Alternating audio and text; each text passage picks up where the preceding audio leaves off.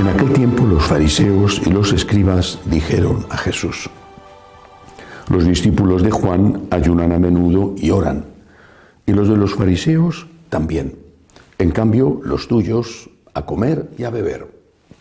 Jesús les dijo: ¿acaso pueden ayunar los invitados a la boda mientras el esposo está con ellos? Llegarán días en que les arrebatarán al esposo. Entonces también ayunarán. Les dijo también una parábola. Nadie recorta una pieza de un manto nuevo para ponérsela a un manto viejo, porque si lo hace, el nuevo se rompe y al viejo no le cuadra la pieza del nuevo. Nadie echa vino nuevo en odres viejos, porque si lo hace, el vino nuevo reventará los odres y se derramará, y los odres se estropearán. A vino nuevo, odres nuevos. Nadie que cate vino añejo quiere del nuevo, pues dice: el añejo es mejor. Palabra del Señor. Gloria a ti, Señor Jesús. A vino nuevo, odres nuevos. ¿Cuál es el vino nuevo que trae Jesús, el vino nuevo del Evangelio?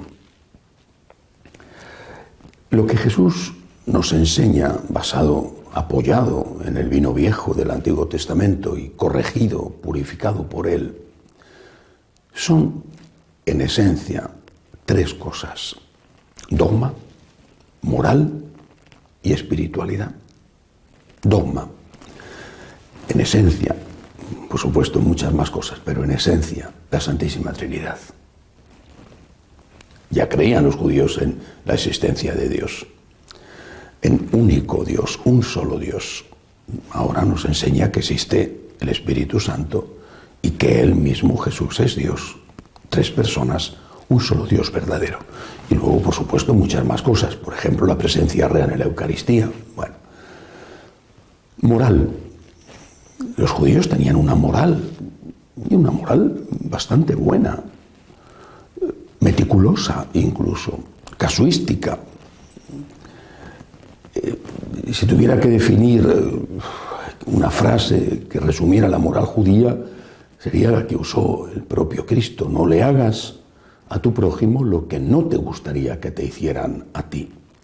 Una moral marcada por el no. No mates, no robes, no mientas, no hagas el mal. Nuestro Señor cambia la moral sin suprimir eso.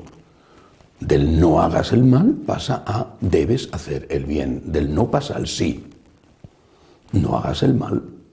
No debes hacer el mal, por ahí tienes que empezar. Pero luego no te quedes ahí, porque tú no has robado. Pero además debes dar limosna. Tú no has mentido, pero además debes decir la verdad.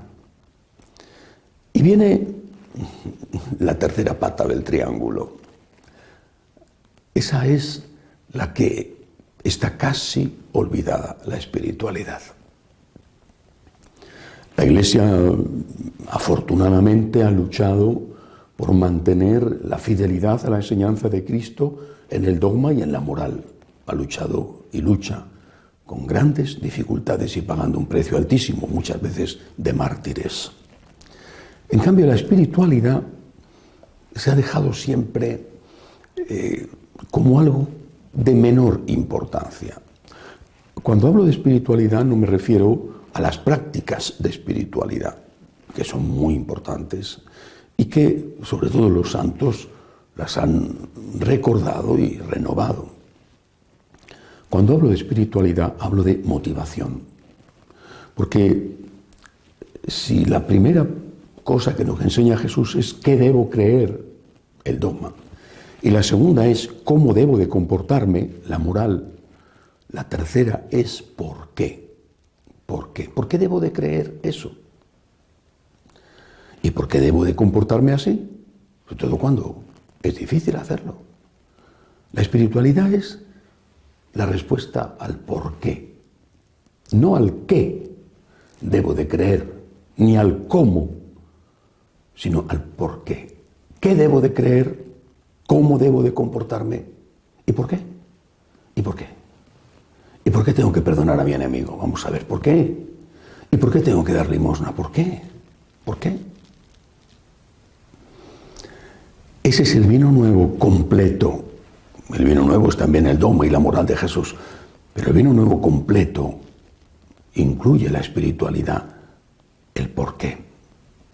¿Por qué tengo yo que cumplir con mis obligaciones cuando otros no lo hacen? ¿Por qué tengo que luchar por ser fiel a mis votos? ¿Por qué tengo yo que ponerme en el lugar del otro? ¿Por qué? ¿Por qué?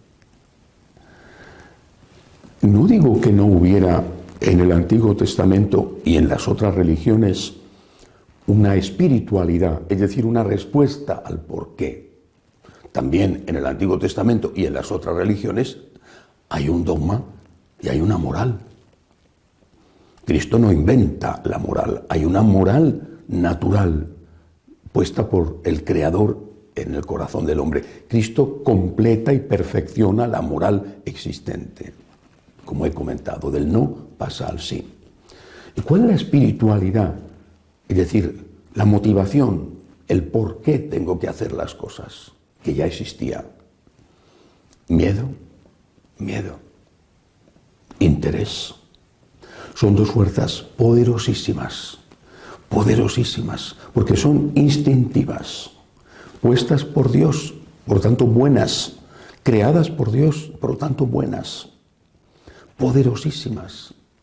Miedo en la tierra, el incumplimiento de las leyes que pueden suponerte la cárcel, el deshonor. Y para los que tenemos fe, miedo al infierno. Y hacemos bien en tener miedo al infierno. Repito, son fuerzas poderosas creadas, puestas por Dios en el corazón del hombre. Interés. El hombre siempre se ha sentido pequeño, siempre, ante la grandeza de la creación. ¡Qué poca cosa! Un salmo dice que es el hombre para que te fijes en él, el ser humano para darle poder. Dios es el grande, el rico, el poderoso, el creador. Yo soy la criatura pequeña, insignificante. Un virus acaba contigo. Acudo a Dios en busca de ayuda. Señor, socórreme, ayúdame. Esto es bueno. Esta petición es buena, porque el hombre reconoce su pequeñez, su debilidad, reconoce que Dios es más grande que él. Pero eso ya estaba. Y no solo en el Antiguo Testamento. Eso ya estaba en el conjunto de las religiones, de una manera o de otra. Miedo e interés. Los sacrificios que se hacían en los templos paganos tenían ese objetivo. Propiciar a Dios en una empresa, la que fuera. Antes de meterse en un viaje por barco, le ofrecían un sacrificio a Poseidón, por ejemplo. Bueno, muy bien. El dios Poseidón, el dios griego, Neptuno, el dios romano. Bueno, muy bien. ¿Y qué? ¿Con eso es suficiente? ¿Cuál es el vino nuevo? El amor, el agradecimiento. ¿Había amor en aquellos adoradores de Venus o de Afrodita, según si era romana o griega?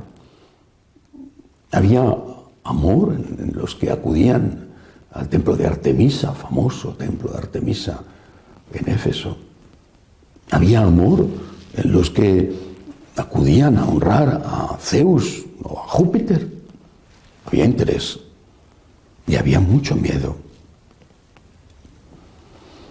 Y por eso tenemos que preguntarnos si estamos en el vino nuevo de Jesús. No solo si creemos y no solo si intentamos practicar la difícil, hermosísima, pero difícil, moral cristiana, nada menos que sed perfectos como vuestro Padre Celestial es perfecto. No solo eso, sino ¿y por qué? ¿Qué hay en tu corazón? ¿Qué hay? Hace bien en tener miedo, debes tener miedo. No digo terror, digo respeto, temor de Dios. Haces bien en tener interés. Eres pequeño, Dios es grande, pídele ayuda. Pero solo hay eso. Entonces que estás en el Antiguo Testamento. Lo mismo que estarías en el Antiguo Testamento si creyeras únicamente en Dios Padre O estarías en el Antiguo Testamento si únicamente juzgaras tu conciencia sobre los 10 mandamientos de Moisés que te dicen que no hagas el mal. ¿Hay amor en tu corazón? La respuesta a la pregunta del por qué, ¿cuál es, sinceramente? ¿Por miedo? ¿Por interés? ¿O la respuesta es, gracias, Señor? Gracias, Señor. Te debo la vida. Qué poco mueve el agradecimiento. Qué poco mueve, qué poco. Es la gran herida del pecado original. Qué poco mueve el agradecimiento. Pero tenemos que entrar por esa puerta, porque esa es la plenitud de la espiritualidad. Por ti, Jesús, por agradecimiento a ti, Jesús, por ti. Y debería de ser en cada católico más poderosa esta fuerza, esta motivación, que la del miedo y la del interés. El miedo y el interés tendrían que ser el fondo del cuadro. Y lo que se ve, lo que llama la atención, no es un fondo oscuro. Eso sirve de contraste. Lo que llama la atención es la figura iluminada que ocupa el primer plano en el cuadro. Cristo crucificado, Cristo en la Eucaristía, la Santísima Virgen. Eso es lo que tiene que movernos. Gracias, Señor, por ti, Jesús, por agradecimiento a ti. ¿Eres espiritualmente católico? Si la primera motivación, no digo la única, pero si la más fuerte de tus motivaciones es la gratitud, lo hago por ti, Jesús, por agradecimiento a ti. No quiero ir al infierno, necesito tu ayuda. Te suplico que me ayudes en esto, en esto, en esto, en esto. Ayúdame. No quiero ir al infierno. Pero el motivo más fuerte que tengo para hacer las cosas o para intentar hacerlas es lo que tú has hecho por mí. Gracias, Señor, gracias.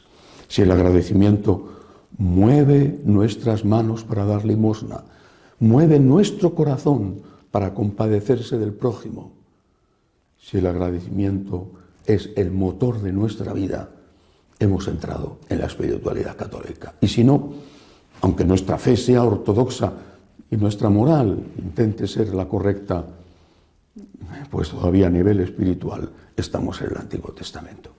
Que así sea.